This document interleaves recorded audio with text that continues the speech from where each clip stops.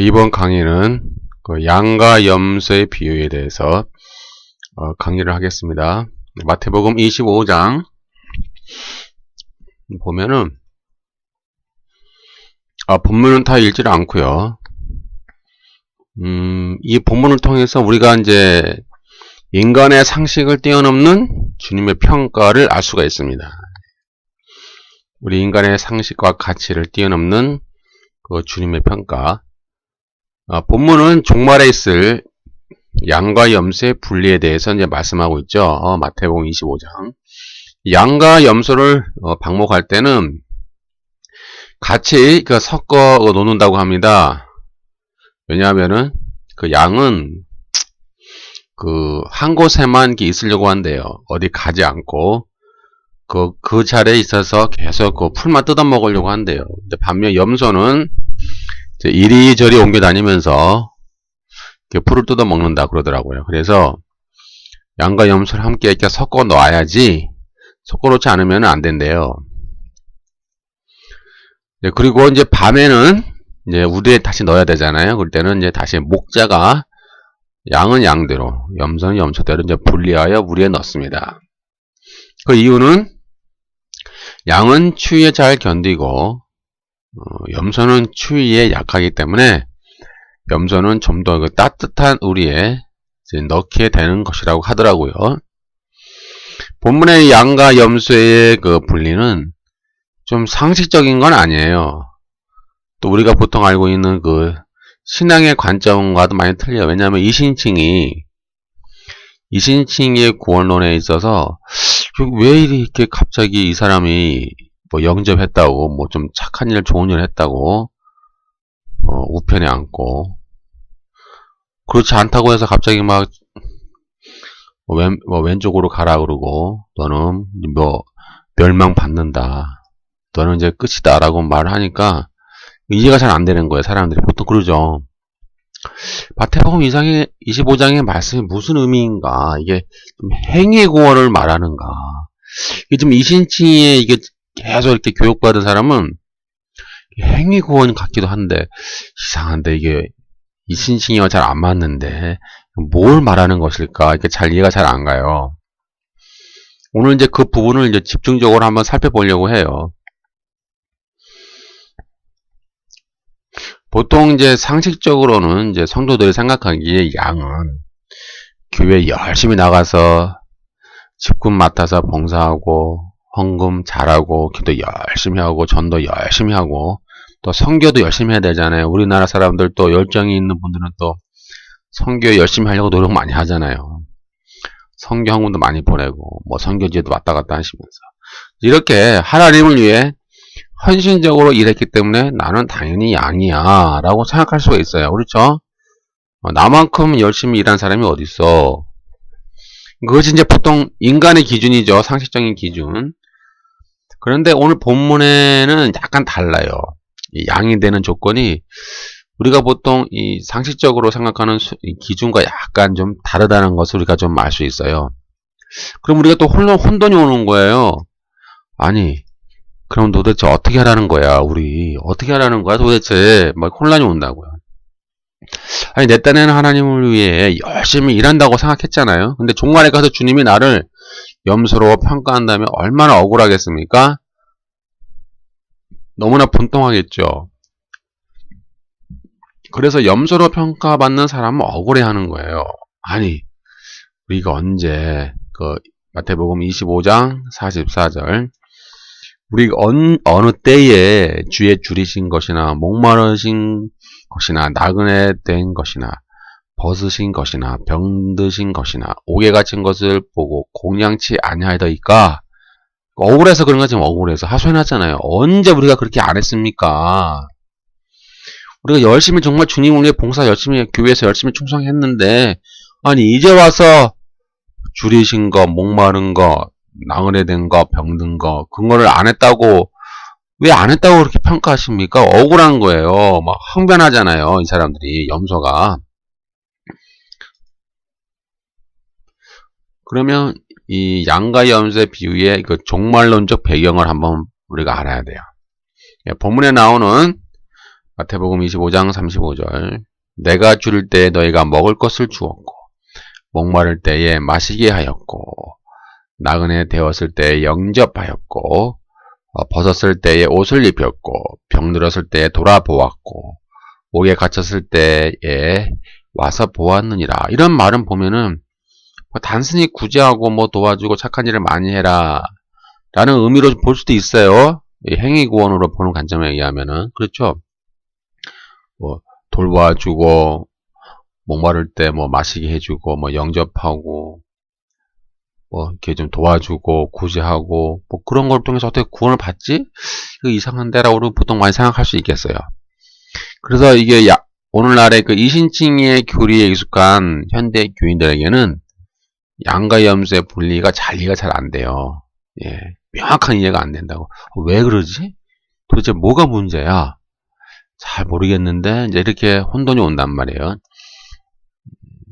그래서 이제 본문의 배경은 24장을 좀 알아야 돼요. 오늘 이제 25장을 이제 종말론적 배경이라고 그랬잖아요. 근데 24장에 종말의 사건들이 나와요. 주님이 이제 앞으로 미래에 이루어질 종말의 사건들을 마태복음 24장에 말씀하고 있거든요. 그런 사건 이후에 이제 마태복음 25장이 오니까 24장과 25장에 좀 연관성이 있는 거예요. 그러면 마태복음 24장에 보면은 도대체 어떤 일들이 있는가 한번 우리가 봐야 되겠죠. 먼저 종말이 오기 전에요. 앞으로 미래에 종말이 오기 전에는 많은 미혹이 있을 것이다 라고 말씀하고 있어요. 마태복음 24장 5절. 많은 사람이 내 이름으로 와서 이르되 나는 그리스도라 하여 많은 사람을 미혹해 하리라. 참 여기서 종말의 관점은요. 그 주님의 초림에서부터 재림 때까지의 모든 기간을 종말이라고 그래요. 혹시 오해하셔가지고 주님의 그 재림하실 때 재림하실 때 그때만 종말이 아니라요. 성경에서 말하는 종말은 주님의 초림 때부터 그 재림 때까지의 그 기간을 종말입니다. 그래서 지금도 종말이에요. 지금도. 그러니까 지금도 종말이기 때문에 지금도 마태복음 25장의 말씀과 또 24장의 말씀이 그대로 우리에게 적용이 되는 거예요. 그러니까 이제 종말에는 많은 미혹의 사건이 있어요. 미혹의 사건. 종말에는. 마태복음 24장 5절. 많은 사람이 내 이름으로 와서 이르되 나는 그리스도라 하여 많은 사람을 미혹하게 하리라. 그렇죠. 또 이 종말 시대에는 많은 또 재난이 일어납니다. 마태복음 24장 7절.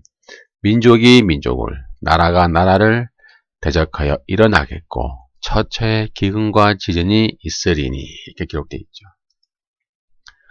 또 종말의 시대에는 많은 환란을 당하고 순교를 당합니다. 그러니까 환란의 시대예요. 사실 종말 시대는. 그러니까 지금도 환란과 순교, 지금까지 환란과 순교 당한 분이 많이 있었잖아요. 역사적으로. 앞으로 주님 재림하실 때까지는 더 이것이 많이 반복되는 거죠. 더 강화되고 환란과 순교가 더 많이 생긴다는 거죠. 마태복음 24장 9절.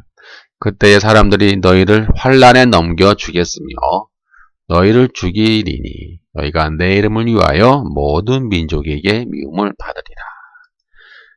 또 종말의 시대에는 서로 배도하는 일이 생기고 서로 미워하고 서로 고발합니다. 마태복음 24장 10절.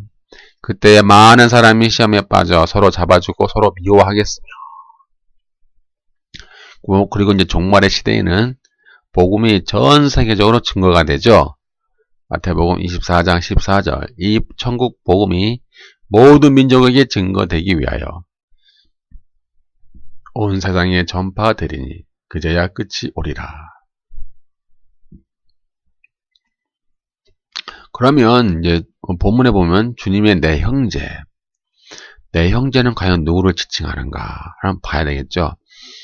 내 형제, 여기 내 형제 중에 지극히 작은 자 하나에게 한 것이 내게 한 것이니라 이렇게 주님이 말씀하셨어요.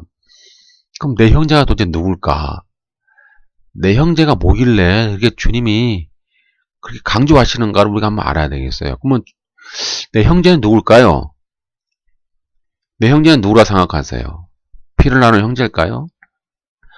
본문에 보면은 주림과 목마름과 나그네와 벗음과 병듦과 옥에 갇힌 자들은 이러한 종말론적 배경에서 이해해야 되겠죠. 즉, 이 종말의 시대에 복음을 증거하다가 어려움을 당하고 배척당하고 고난을 받는 자들이면 또 기근과 지진, 질병, 전쟁 등의 환경적인 그 재앙으로 어려움을 겪고 있는 자들이에요. 또는 신앙 때문에, 믿음 때문에 아무런 이유 없이 공동체에서 미움당하고 또 배척당하고 억울하게 재산을 빼앗긴 자들, 그들이 나오는 배경이에요. 오늘 배경이. 히브리서 13장 1절부터 3절에 보면은 형제 사랑하기를 계속하고 손님 대접하기를 잊지 말라. 이로써 부지 중에 천사들을 대접한 이들이 있었느니라. 자기도 갇힌 것 같이 갇힌 자를 생각하고 자기도 몸을 가졌은즉 학대받는 자를 생각하라. 형제 사랑이 뭐냐면은 갇힌 자가 있다는 거예요. 우리 형제 중에. 왜요? 왜 갇힐까요? 어떤 핍박이나 복음 증거하다가 신앙 때문에, 믿음 때문에 갇힌 것이죠. 또 학대받는 자가 나오잖아요. 마찬가지예요.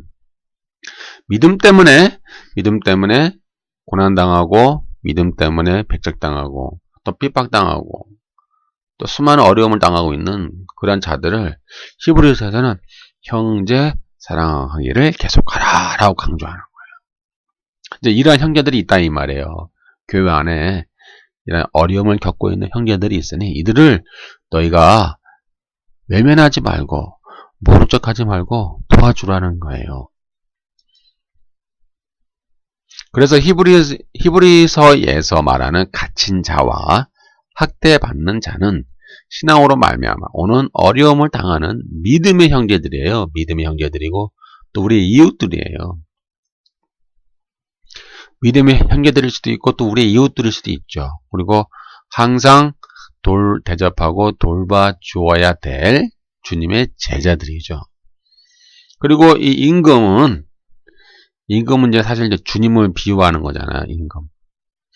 임금은 내 형제라고 지칭하는 자들을 이제 자신과 동일시하시는 거예요. 주님은. 그리고 각별한 애정과 관심을 표출하십니다. 그래서 예수님이 내 형제 중에 이렇게 지극히 작은 자 하나에게 한 것이 곧 내게 한 것이다. 내게. 그러면서 이 형제와 지극히 작은 자 또 형제 이러한 사람을 주님은 자기와 이렇게 동일시하는 거예요. 동일시하는 거죠. 그럼 내 형제의 정체는 누구일까요? 마태복음 12장 50절에 보면은 누구든지 하늘에 계신 내 아버지의 뜻대로 하는 자가 내 형제요 자매요 어머니라 하시더라. 그렇죠. 내 형제는 내 하늘에 계신 내 아버지의 뜻대로 행하는 자가 형제가 되는 거예요. 그러니까 육신의 형제가 아니라요. 믿음의 형제를 말하는 거죠. 신앙의 형제, 믿음의 형제를 말하는 거예요. 따라서 임금이 말한 내 형제를 정리하면 하늘에 계신 내 아버지의 뜻대로 하는 자이고 주림과 목마름과 나그네와 벗음과 병듦과 옥에 갇힌 자 또 학대받는 자를 뜻하는 거예요. 그래서 주님은 이들을 대접하라 이렇게 말씀하시는 것이죠. 우리는 늘 이렇게 교회 안에서 보통 이렇게 행동할 수 있어요. 하나님이 알아서 하시겠지. 하나님이 다 형편을 아시니까 어떤 사람을 통해서 도와주실 거야.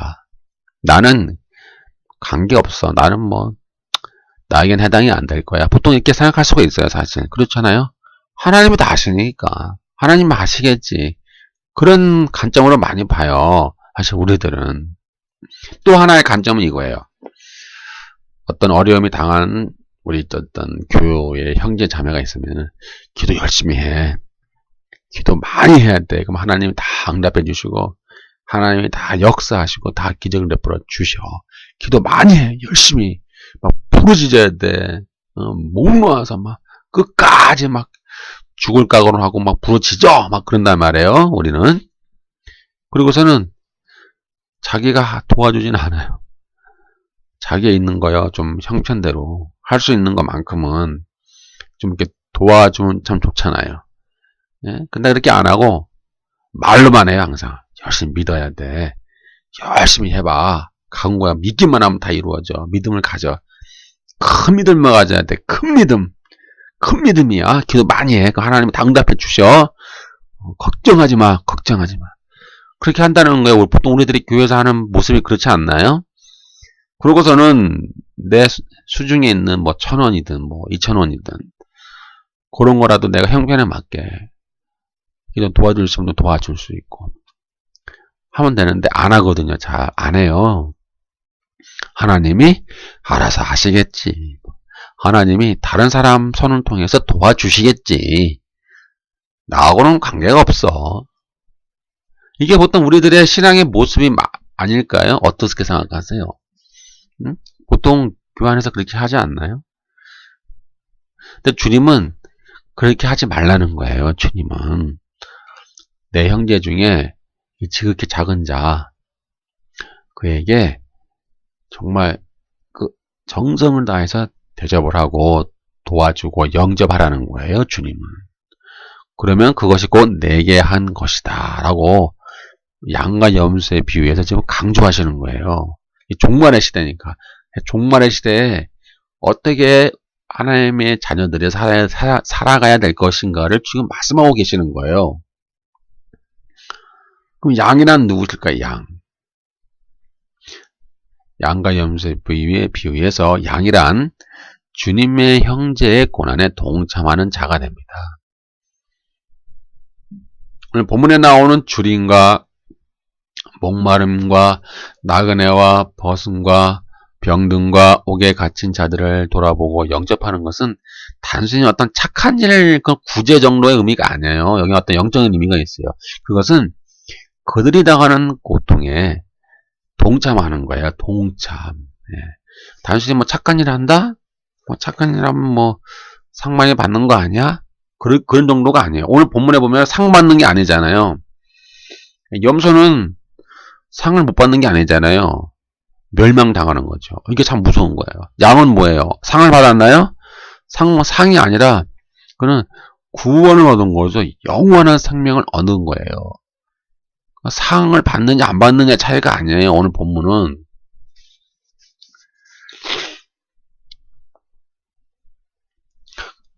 그래서 양이라고 평가받는 사람은 그들이 당하는 그 고통에 동참하는 거예요. 동참하는 거예요. 주님이 본문에서 강조하는 것은 교회 안에서 어려움에 처한 주의 제자들이 당하는 그 고통은 곧 주님이 당하는 고통과 같다라는 거예요. 그래서 이러한 고통당하는 제자들을 돌아보고 영접하는 것은 주님의 고통에 함께 동참하는 것과 같다라는 거 지금 강조하고 있는 거예요.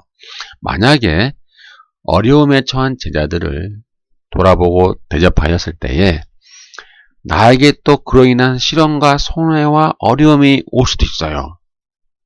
내가 그를 도와준다는 거, 그 하나의 이유 때문에 도와준다는 이유 때문에 나에게 어떠한 시련이 또 올 수도 있어요.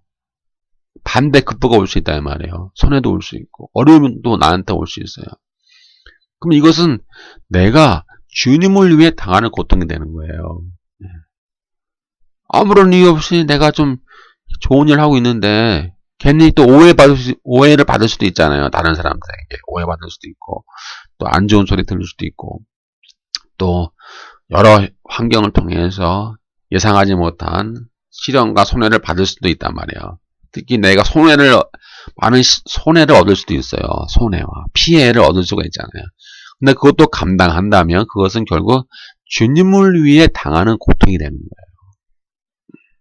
주님은 어려움에 처한 제자들을 자기 자신과 동일시하기 때문에 그들의 어려움을 돌아보고 대접하고 관심을 갖는 것은 주님에게 한 것과 동일하다는 평가를 받는 거예요. 그래서 주님은 마태복음 25장 34절에서 36절까지 보면은 그때 임금이 그 오른편에 있는 자들에게 이르되 내 아버지께 복 받을 자들이여 나와 장세로부터 너희를 위하여 예비된 나라를 상속하라. 내가 줄일 때에 이 나왔잖아요. 주님은 동일시하는 거예요. 주님이 그러잖아요. 내가 줄일 때라고 그랬잖아요. 사실 주님이 줄인 건 아니잖아요. 어려움에 처한 제자들이 줄인 것이지. 근데 주님은 그것을 자기와 동일시 하시는 거예요. 주님은. 그래서 내가 줄일 때에 너희가 먹을 것을 주었고 내가 목마를 때에 마시게 하였고 내가 나그네 되었을 때에 영접하였고 이런 뜻이에요. 지금 내가 벗었을 때에 옷을 입혔고 내가 병들었을 때에 돌아보았고 내가 옥에 갇혔을 때에 와서 보았느니라 이런 말이에요. 그러니까 다 내가에 적용이 될 수 있는 거예요. 결국 그런 어려움에 처한 우리 형제와 그 주님의 제자들을 우리가 돌보는 것은 결국 또 돌보면서 내가 당하는 고난 또 내가 당하는 그 손해와 피해 어려움들은 결국 주님을 위해서 당하는 것이고 주님께 하는 것이라는 말이에요. 직접 주님께. 히브리서에 나오는 성도들도 큰 고난을 받는 자들이었어요. 이들은 비방과 환난을 당하고 사람들에게 구경거리가 되었으나 이와 같은 형편에 있는 자들을 외면하지 않고 돌아보고 대접하고 갇힌 자를 동정하였어요. 이들은 자기의 재산을 뺏겼지만 더 낫고 영구한 산업이 있는 줄 알고 기뻐하였습니다.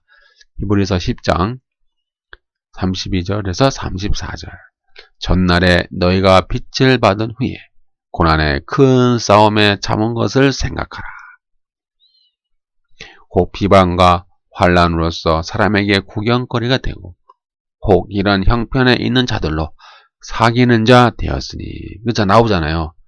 이런 형편에 있는 자들로 사귀는 자 되었으니 너희가 갇힌 자를 동정하고 나오죠. 동정하고 너희 산업을 빼앗기는 것도 기쁘게 당한 것은 더 낫고 영구한 산업에 있는 줄 알미라. 이제 히브리서 10장에 나오는 어떤 성도의 모습이 이 마태복음 25장에 있는 그 양의 모습과 유사한 거예요. 지금 사귀고 그들을 동정하고 그런 모습이 나오잖아요. 즉 정리를 하면은 고난의 큰 싸움은 비방과 환난과 구경거리가 되는 것이고 이런 형편에 있는 자들로 사귀는 거예요. 사귀고 외면하지 않는 거예요. 하나님 알아서 하시겠지. 이런 거 아니에요. 기도 열심히 해. 기도 많이 해. 세게 기도해야 돼. 세게. 그거 의심하지 마. 믿기만 해. 그렇게 하는 게 아니에요. 말로 그렇게 하는 게 아니라 직접 그들과 사귀는 거예요. 그리고 그들을 동정하는 거예요. 갇힌 자를 동정하고. 이러한 자세를 가져라라고 주님은 양과 염소에 비유해서 말씀하고 계시는 거죠. 여기까지 잠깐 정리를 하면요. 양은 고난받는 형제를 대접하는 거예요. 대접하는 사람. 그리고 자비와 긍휼을 베푸는 사람이고 지극히 작은 자를 영접하고요. 그런 말미암아 상을 잃지 아니하고 영원한 천국 기업을 상속받는 거예요. 그리고 이것은 바로 어떤 의미예요? 영생. 영원한 생명을 얻는다 이 말이에요. 반면 염소는 뭐예요? 고난받는 형제에게 관심이 없어요. 보통 이러잖아요. 나만 잘하면 돼. 뭐 이런 사람들 있잖아요. 교회 안에. 나만 열심히 기도하고 나만 열심히 헌금 잘 내고 나만 열심히 믿습니다 하고 예배 잘 내리면 돼. 이런 사람도 있잖아요. 교회 안에. 열심히 충만하죠. 열심히는 충만한데 고난받는 형제에 대해서 별로 관심이 없어요. 하나님이 알아서 하시겠지. 누군가 누군가의 손을 통해서 도와주시겠지. 뭐 이런 사람들. 염소는 자비와 궁일이 없어요. 뭔가 열심이 있잖아. 열심은 많아요. 뭔가 이렇게 좀 막 교회 안에서 직분도 많이 맡고 충성과 봉사를 잘 한다 이 말이에요. 뭔가 막 열심히 막 하려고 그러고 막 뜨거워요. 그러나 자비와 궁일이 없어요. 그리고 자기 만족을 위한 열정적 신앙생활을 해요. 그리고 지극히 작은 자를 외면하죠. 이들은 결과가 뭐예요? 영원한 벌. 영벌로 가는 거예요. 영벌이 뭐예요? 심판이라니까요. 무서운 얘기예요. 이거 지금 우리가 알고 있는 이신칭의의 관점과 잘 안 맞아요. 그러니까 우리가 이신칭의로 보면은요, 이해가 잘 안 되는 거예요. 이신칭의로 보지 말고요. 이신칭 이후에 우리가 어떠한 삶을 살아야 되는가? 아, 우리가 자비와 긍휼이 있어야 되는구나. 우리가 그 어려운 자, 힘든 자를 우리가 외면하면 안 되겠구나. 라고 하는 그런 신앙의 각성을 하셔야 돼요. 각성을. 이 말씀은 야고보서 2장 13절의 말씀과 비슷해요. 거기 보면은 긍휼을 행하지 아니하는 자에게는 긍휼이 없는 심판이 있으리라. 긍휼은 심판을 이기고 자랑하느니라 기록되어 있어요. 야고보서 2장이에요. 이제 우리의 이제 신앙생활을 한번 돌아봐야 돼요. 아, 우리에게 과연 긍휼이 있을까? 내 딴에는 막 열심히 신앙생활 한다고 열심히 막 뛰잖아요. 그렇죠? 막 주여 주여 하면서 불러불러 하면서. 그러나 우리에게 일단 긍휼을 잃어버리고 고난에 처한 우리 형제들 우리가 돌아보지 아니하고 그들 영접하지 아니하고 그렇다면 우리의 신앙생활에 뭔가 문제가 있지 않을까? 라고 한번 점검을 해야 된다는 거예요. 오늘 주님의 말씀에 의하면은. 이제 계속 다음 강의에 이어서 강의하도록 하겠습니다.